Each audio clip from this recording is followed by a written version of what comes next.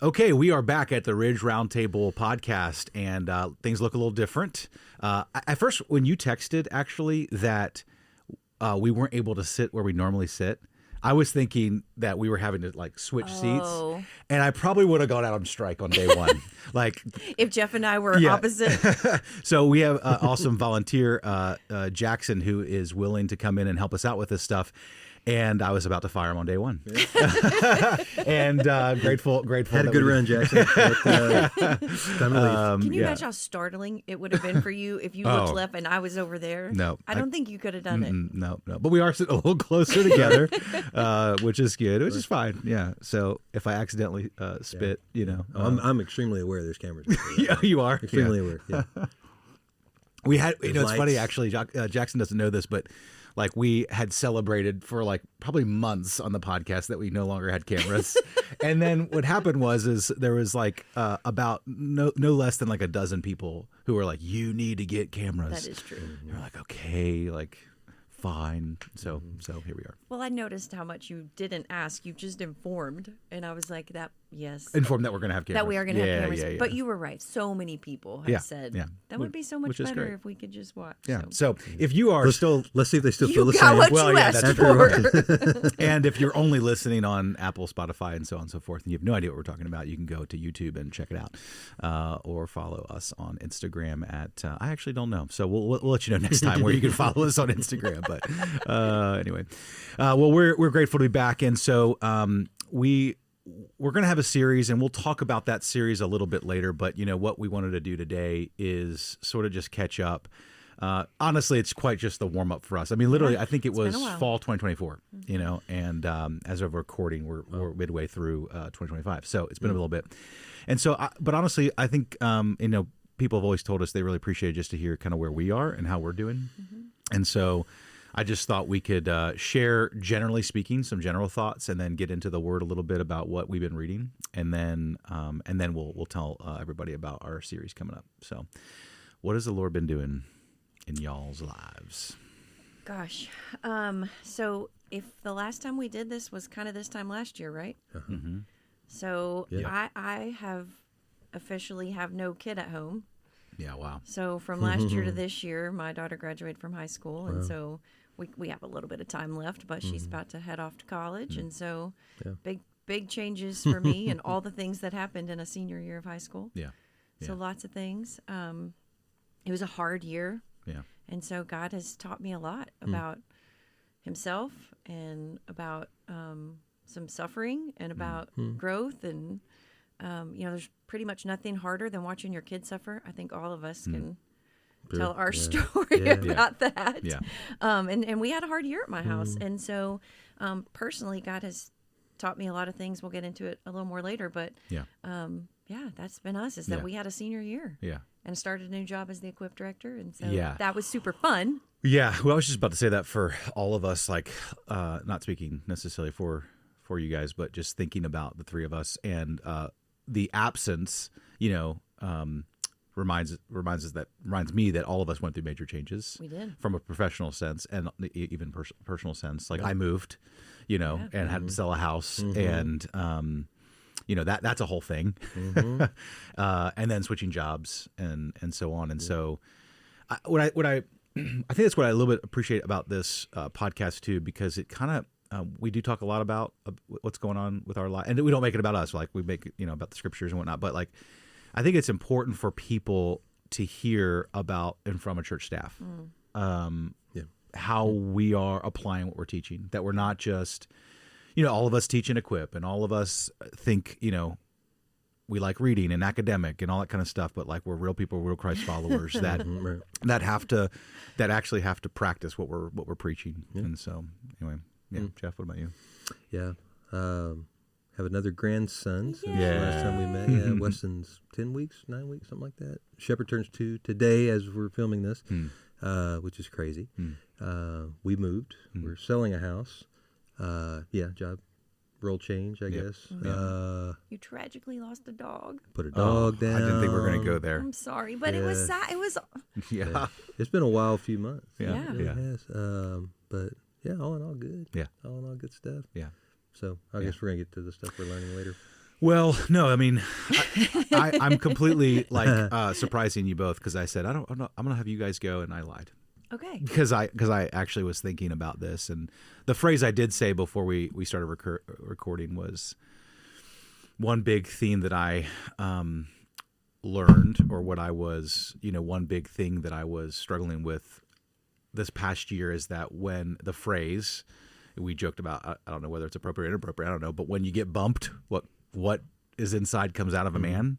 And so for me, like what was inside of me was this past year when I was going through something, I knew I felt uncomfortable with how I was responding to the situation. Right. And I was like, I know this is wrong. I know that I shouldn't, whether I shouldn't feel this way, I shouldn't be processing it this way, or whatever it was. And so those feelings might have been like anger or frustration or, not trusting the sovereignty of the Lord. You know what I mean?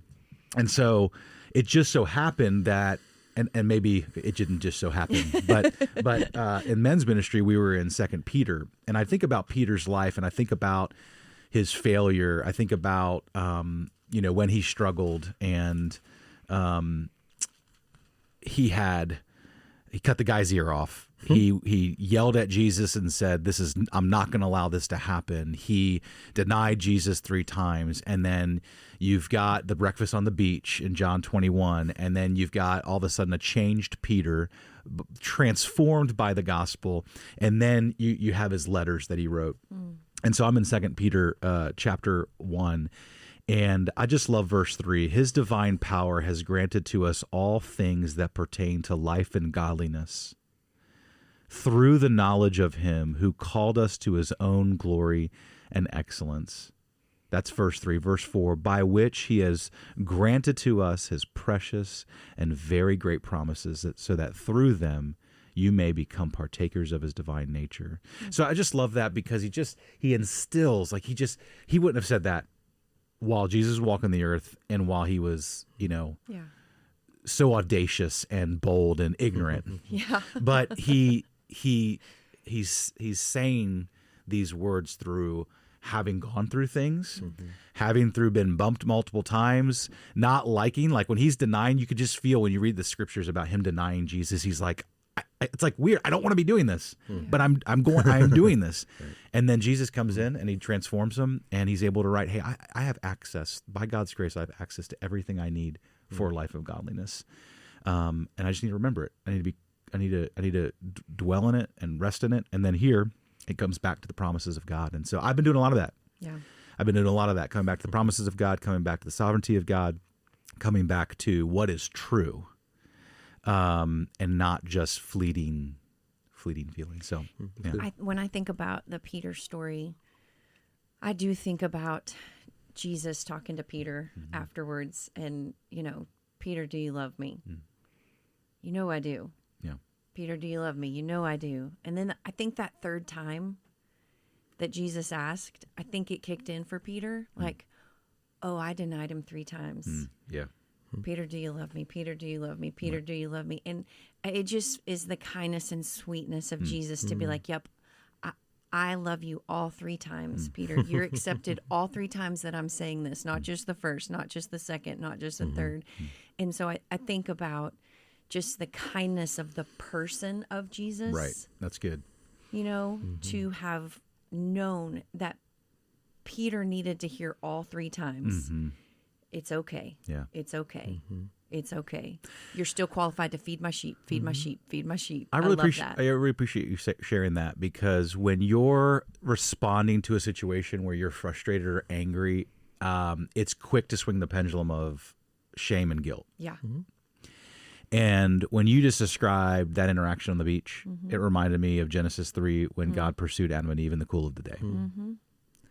And it's like in those ugly moments, we feel ugly, and yet God still feels the same about us. God still pursues us. God still desires a relationship with us. Like his goodness doesn't change. I was about to say, spoiler alert, because it's not about us. Right. Because it's, yes. Yeah, but just like it's God's kindness that leads us to repentance. Yep. Right? Yep. If you keep going in 2 Peter there, you stopped at verse 4, didn't you?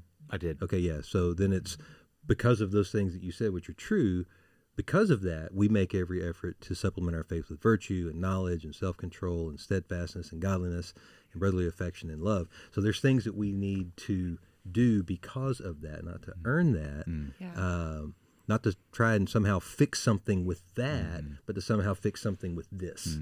You know, more the horizontal piece, but because then the next verse is, if these qualities are yours and are increasing, they keep you from being ineffective, right? Or unfruitful in the knowledge or even application or living out of our Lord Jesus Christ. So it's we kind of want one or the other. It's like I either want a performance plan that I can check off, or I want a get out of jail free card. Right. It's like, well, what if it's both? Yeah. What if because you're out of jail free, you're going to work the performance plan?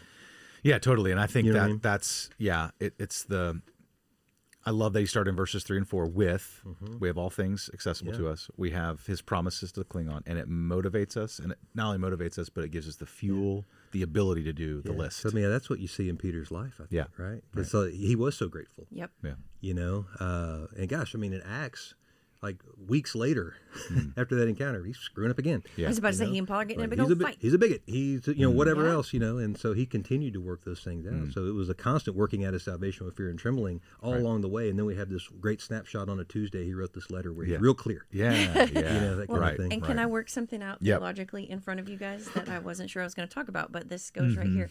I'm in a chronological Bible reading plan right now where it's an hour a day. It's pretty hard. You're always in a chronological Bible reading plan. No, that's what you're giving me. I appreciate that. You're giving me way too much credit. Sometimes I'm like, hey, who knows what I should read this morning? But this morning I was in Exodus 23, and God is giving the laws, right? He's giving the laws to Moses in Exodus 23. And he says, I will fix your boundary from the Red Sea to the Sea of the Philistines and from the wilderness to the river Euphrates. And here's the part. For I will deliver the inhabitants of the land into your hand, and you will drive them out before you. And so I had this moment where I was like, gosh, I think, and that's why I'm asking y'all to help me work this out, I think that's the picture of sanctification, of I will drive them out. No, what did he say? No, I will deliver you. Like, I'm going to do this. Right. But you have to physically drive them out. I will deliver them to you.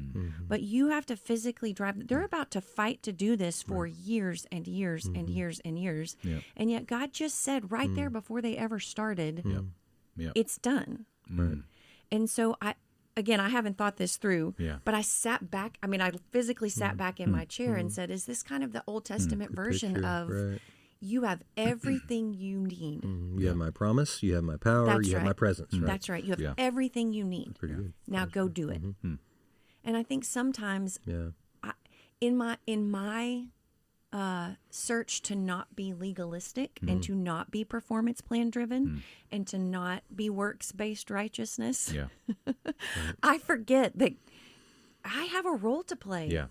I have to check myself when I'm feeling fussy and when I'm reacting in does that make sense? I don't want to beat a dead horse I think here, there's a uniqueness to the way God's economy, the way this works. Because we have to grasp his truths, his promises, that they are declared as done for us, and yet there's this responsibility, the human responsibility. I think a lot of people have difficulty with that, and they do swing the pendulum. To your point, what'd you say? Like, in effort to not to be overly religious, right? You're like, yeah, I don't need to, or I don't, I shouldn't, right? And I don't need to work that hard, But in actuality, like, there is this. A truth to both. Truth to both. Yeah. Yeah. Which I was going to ask you, like, what do you think happens if we swing too far one way or the other? Like, what? I mean, to me, it's kind of like the theologian thing. It's like, you're a theologian. You want to be a good one or a bad one. Right. It's like you are going to grow in something. You want to grow in something that's going to give life and fullness, or you want to grow in something that's going to bring death and destruction. You know, we're going to pursue something. We're probably going to get better at whatever we pursue. Is it going to be getting better at being more sinful or getting better at being more like Jesus, because that's what we're focused on. Yeah, well, and we're actually just planning for Christian Essentials, right? Christianity 101, Christian Essentials, whatever it is by the time of this release podcast. And The 101 Essentials. yeah, that's actually not bad. No. No, it's That it is is bad. That is Yeah, a no. It was horrible. Okay. I was trying to keep things moving by just saying it was good, but honesty Sorry. always wins, I guess. With Lori, if her face doesn't say it, No. or if No, her my mouth, head went like this. yeah, No. or if her mouth doesn't say it, her face will. Yeah, exactly. But in that, in response to, we talk a lot about grace being the fuel and the motivation for our spiritual growth, and how it's easy for us to revert back to the law as a way of, I'm going to take matters into my own hands for spiritual growth. Right. You asked like what happens when you go on either side. And Yeah. I think what happens is we do build the self-righteous. Yeah. We say it's on me. It's my responsibility. I have to do this.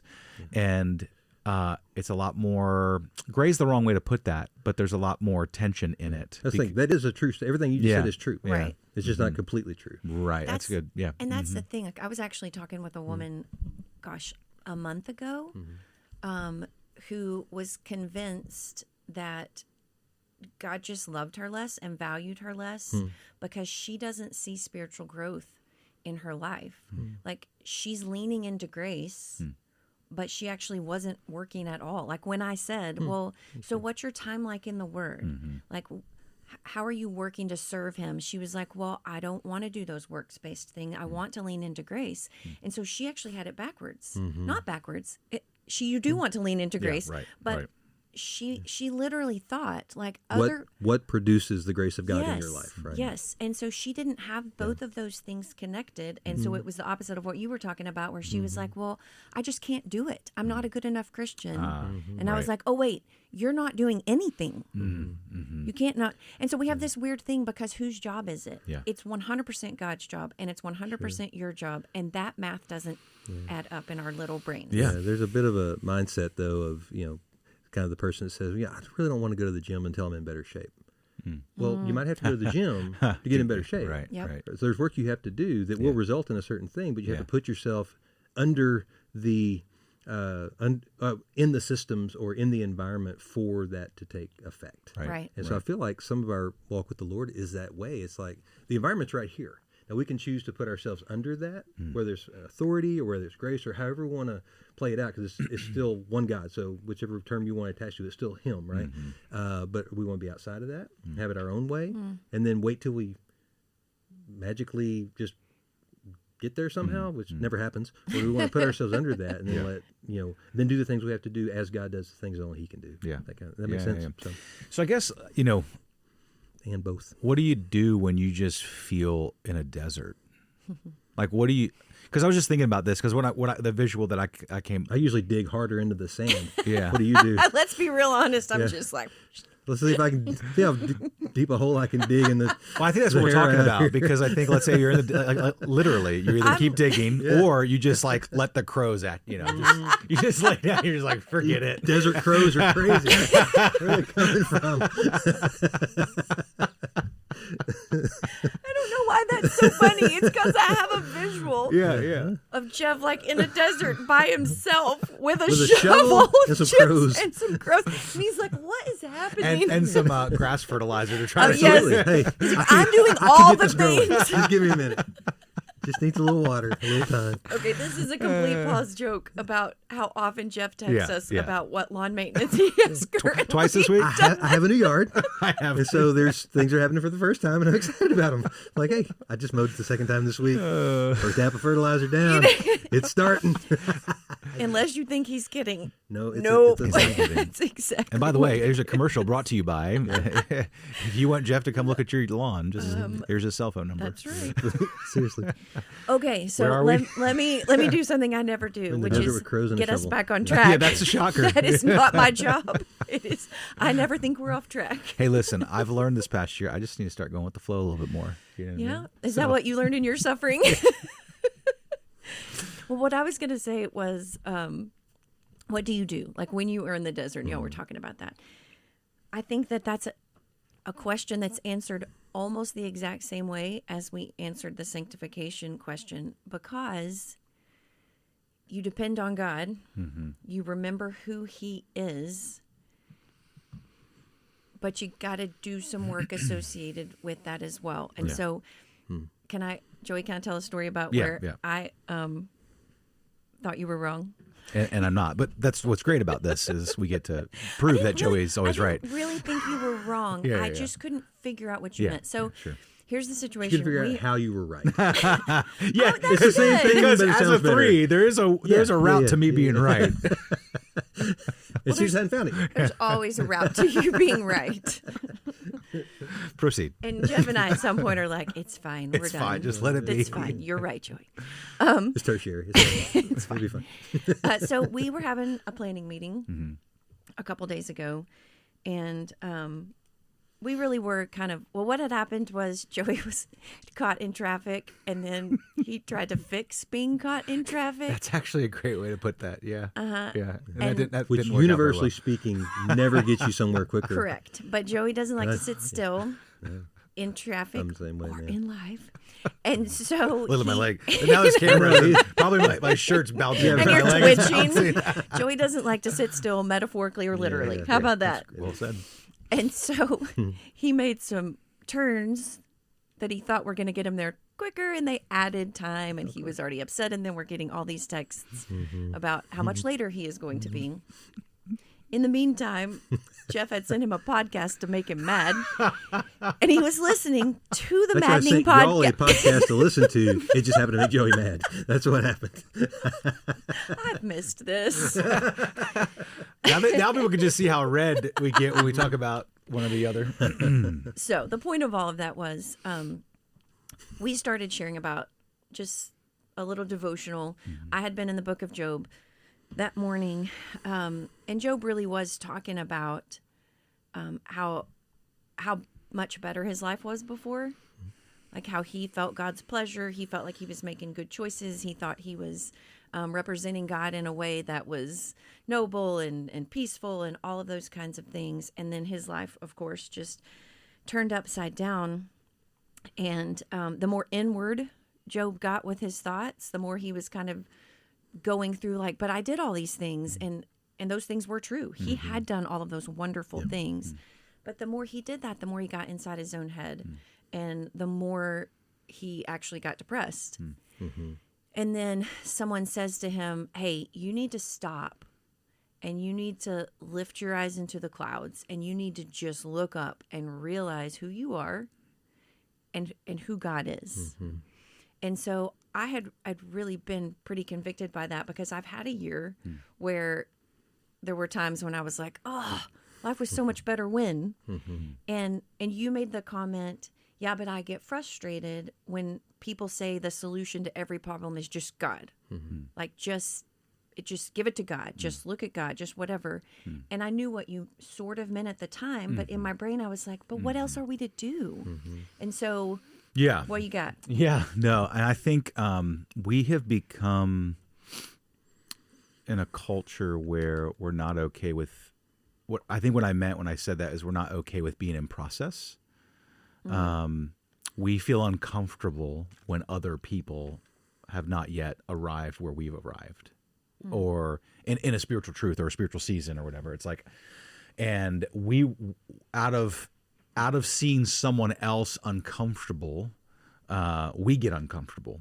And so then we just want to say, we'll just, all we need is Jesus. Yeah. So it is. And it's like, oh, duh. All we need is that. I was forgetting something, So it isn't that I agree with the principle and the truth, right? But it's the lack of willingness for people to enter in with others in relationship when they're in process. Well, you go back to Peter. I mean, that's basically what he says. But he doesn't use shorthand for it. He actually explains it, what he means by that. So say the answer is God. Well, that's true, but that's shorthand for something. Or if you're not willing to unpack what that might mean, what you've seen, what you've experienced, what God's done in your life, like to offer some sort of resolution for that shorthand, kind of maybe don't say that, because that's not helpful for people. Because now it's like, well, not only do I feel bad, apparently I'm too stupid to know what he's talking about. Right. Well, now I got two problems. Right. Versus and I think the answer is God, and what that might mean is Correct. How's your Yeah. prayer life? Like, Yeah. is there anybody that's walking through this with Right. you? Hey, Yeah. have you been in the Word at all? Like, have you learned anything? Like, Yep. is there anything I could be praying for? Yep. Like, yes, God Yep. is the answer, and there's some things that might Yeah. unpack that a little bit. Yeah, no doubt. And I think like I was really because I was in rare form the other day. I was Rare. wow. Whoa! Oh, sorry. Involuntary gasp. Did you know that we are recording and this is going out to the world? Wow. Why he got himself there? You have strong emotions. That's all I meant by that. Yeah. You have strong emotions. I was in rare form. Oh, I was resonating with Job, where it was like Yeah.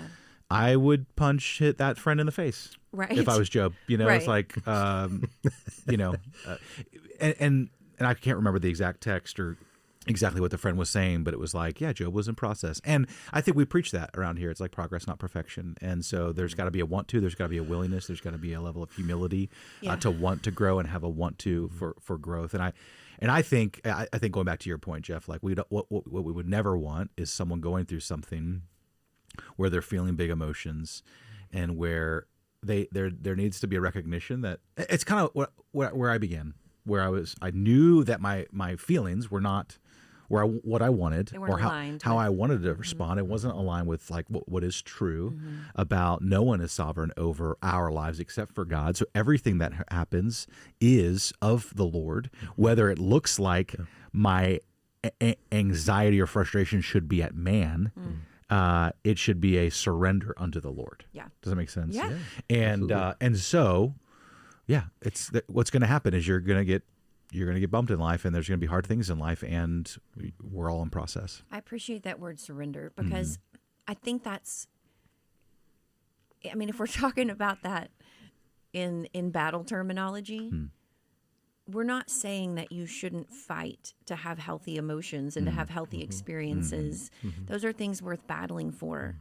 But at the end of the day, we have to surrender to the fact that we are tiny little children compared to the sovereignty, the knowledge, the omniscience of God. Right. And every once in a while, in order for me to get to a place where I can process, I have to sit at the feet of God and his throne room and reorient myself to, okay, I'm going to process through this. I'm not going to say, well, God is God and just shut it off. I'm going to sit and say, God is God. His name is the I am. You know, when Moses asked, well, how do I know? He said, well, because I'm just God. Like, I am. Right. And I have to sit in that and rest in that so that I can properly process in community all of those things. But if I keep myself at the center of my problem, I still think there's unhealth. Yeah. Yeah, I don't know if we've used this word yet, at least on camera, but what we're talking about is sanctification, right? And what is sanctification? So there's three parts of our salvation, which is justification, we're freed from sin's penalty; sanctification, freed from sin's power, right? Cooperative effort with us and the Holy Spirit working together under the Lord's authority, and then and glorification, which is freedom from sin's presence. Right. So there is no penalty for it anymore, so we don't have to worry about that. So that's why law doesn't matter for us, right?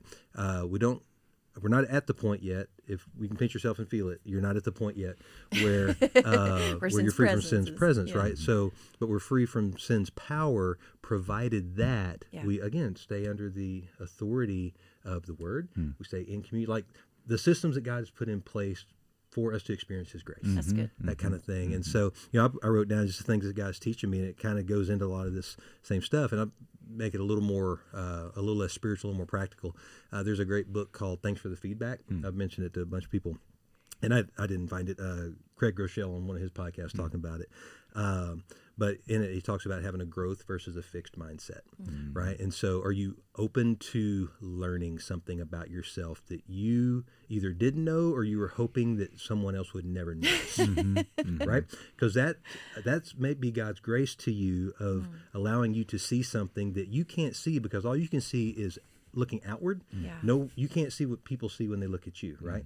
And so whether it's strong emotions you're feeling, all you know is what you're feeling. You may not know your affect in a room full of people. And that's what someone who loves you, right, can come alongside and point that out. Well, now you actually know there's something that you can work on. And now I have one or two choices. Yeah. I can be mad about that. I can be upset about that. I can feel victimized, or I can feel shame, or I can say, man, God loves me enough to put somebody in my life that loves me enough to say something that was hard for them that I needed to hear. Now, what am I going to do about it? Right? And what's the answer? God. What does that look like? Well, it could be, Right. So. Yeah, and not to pull this thread too much, but I think what I love about what the exercise you just went through is another thing I've been learning a lot this last year is that we want to point fingers at others, and we want to we want to play the victim card and make other people the reason why we're reacting a certain way or being a certain way or living a certain way. And it's like what you just did was an exercise of taking ownership of what you're contributing or how you're responding to a situation, and looking at how you can show up differently into a situation, into a relationship, facing your circumstances. And so, yeah, I like that exercise you just did. And that's something that I've been thinking through. Yeah. Anything else? What you guys got? Any other passages? All the things? Okay. Well, the other thing, I guess, that I had been thinking through over this past 6 months or so is that I've been in 2 Peter, Titus, Job, Exodus, and Revelation. And as I've kind of, studied those, walked through them, what I started kind of noticing, and I was like, I was trying to think, am I just simple? Like, I know I'm simple-minded. Like, I know I have a simple brain. Typically, I do want to just boil things down. You don't as like simple. complexity. I don't. And I like simple. I like just, when I read something, I just want to boil it down to like the base of what it's saying. Right. And so it really hit me when I was studying Revelation, and I was reading chapter by chapter, and there's so many, let's just call it weird things, weird characters, things with many eyes, Images. And heads and whatever, right? And so I was like, okay, that's all fun and interesting. But what I read over and over again in the book of Revelation is Jesus is on the throne, and we have hope regardless of the persecution that we are facing, will face, have faced, are facing, or will face because of this truth and this reality. And he's worthy to be worshipped. Yeah. Like, I read it on every page and in every chapter. Like, it was just, what's great about the cameras now is it's going to catch every time you make your, what is Joey, or I don't know what the face is actually. I don't have a name for it, but I didn't think I was making a face. But I was actually thinking about how cool it is. This is the truth. I was thinking about how cool it is that Jeff has been a Revelation fan forever. Sure. Like, you read it several times a year. And I have poo-pooed it. No. And then I got on the Revelation bandwagon. Yes. So I wanted to study it really hard before Brad's preaching series on Revelation, because I knew we would have questions, and I wanted to be sure that I was solid in my ability to answer questions. And so then I was like, oh my gosh, remember? I would text y'all like, oh, I just read the coolest thing in Revelation. And I'm picturing Jeff like, oh. Yeah, you're playing catch up. Playing catch up. And so now you are in it. Playing catch up.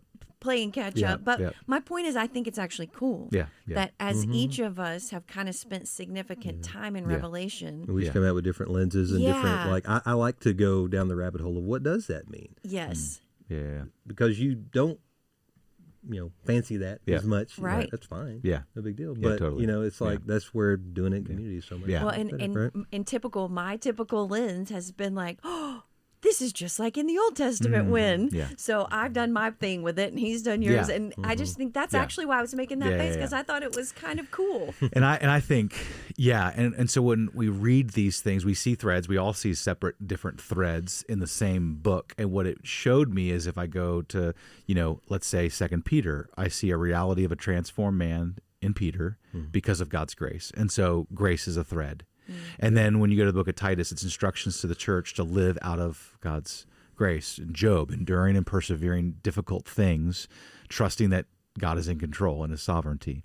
Exodus, a story of a needy people, a small people in need of a great big God. And I was like, it's the same record played over and over and over again in Scripture. And so the other day we're sitting there, we're talking, and I think you said the word threads, or was it you that said the word thread? Yeah. It's like, no, you said it, and I went, that's what it is. That's what the series is. Yeah, threads. And so what we're going to do this This season. is after having an idea for a series for almost a year. We did. An That all of a entire sudden we year. didn't like, Yep. and then like 90 seconds we came up with a whole new series. That's very well said. That's how we do things. That's how we do things. Yeah, but we'd had really good pizza and We'd had salad really and good pizza, that's pastrami true. right before That that, is and so we were thinking clearly. That's true. It's very true. And so, yeah, the season's going to be called Threads. And what we're going to do is we're going to talk about these various topics that go through Genesis to Revelation and what are they? And we're going to make it practical and applicable to our lives. And so we're really, really excited about that. Is there one that we talked about the other day, like one topic that like really excites you or something that you're anticipating as before we get into Well, it? I'm anticipating the one that you recommended that I still don't understand. So when we get to that one, we'll have a fight about that. Which one was that? I don't remember. Or the word. The word. Oh, yeah. Joey was like, "I will fight you." I will. I actually raised my voice in a very playful, fun way. But I did It raise was my hilarious. voice. I was like, "Joey, I have no idea what you're saying," and you were like, "What about?" Anyway, so I'm actually excited about that one. Yeah. But for me, well, I keep going. I see all sorts of things, but I might be most excited about the law, going all the way through from Genesis to Revelation. Either that or the temple. I think those, the temple, the dwelling place of God, and I think those are the two I'm most excited about. I'm curious. I'm going to learn from y'all. Honestly, I mean, I know your headspace stays, or this stays in your headspace. It Like does, you think whether I the like whole it or Bible not. connections. That's just kind of how your mind works from a literary standpoint, Right. from a teacher standpoint, Right. just Training. from a student of the Bible standpoint, all that kind of stuff. And so I'm interested in that, but I haven't spent as much time developing my own understanding of that. So I'm excited to learn a lot. Honestly. Yeah, we use About the all of them. phrase. Yeah, we use About all the the phrases. we use the Or all the phrase things. story of Scripture, right? And we trace some of these things in our institute as well. But it'll be a lot of fun. Mine is the word because I want to prove Lori wrong. And I actually think that's a pretty good one. I'm pretty excited. I'm glad Jeff's on your side on this one. You're going to need it. wow. And then the other one, Working on it. the other one is grace. You know that's not a shocker to anyone at the table or even listening because it's something that I think because possibly it's my Catholic background or even just hearing over the course of 20 plus years in ministry, people saying like, oh, Old Testament, I don't know. Like I like the New Testament God better than the Old Testament God. It's like, hey, shocker, like spoiler alert, it's the same God. And there's so many beautiful instances of his grace throughout the Old Testament and clearly even perhaps even more clearly in the New Testament. So anyway, we are grateful you're going to join us on this journey, and please share with your friends about who we are, Ridge Roundtable Podcast, anywhere you get a podcast, and now also on YouTube as well. And so anything else? We good? Cool. I think we're good. Thanks.